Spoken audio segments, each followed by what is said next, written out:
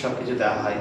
এই যে বললাম আগেই যে কর্মফল, তারা দুঃখে আছে তার বিশেষ একটা কারণ আছে।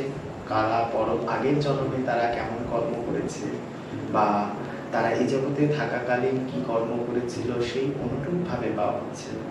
আজকে বিশাল সাম্রাজ্য থাকাকালীন যদি কোনো নিরাশ্রয়কে একদিন আশ্রয় না দেওয়া হয় বা অনেক ধন সম্পদ থাকাকালীনও যদি কোনো অভুক্ত সমাজে যারা খাদ্যহীন, মানে যাদের খাবার কোনো ব্যবস্থা নেই, তাদেরকে যদি একটু সাহায্য না করা হয় বলে, তাহলে পরবর্তী জন্মটাও ঠিক ওরকম হবে, হওয়াটাই উচিত। আমি তো মনে করি এইরকম যদি পরবর্তী জন্ম বলে হয়ে থাকে, অগাধ প্রাচুর তাদের যেন এরকমটাই হয়।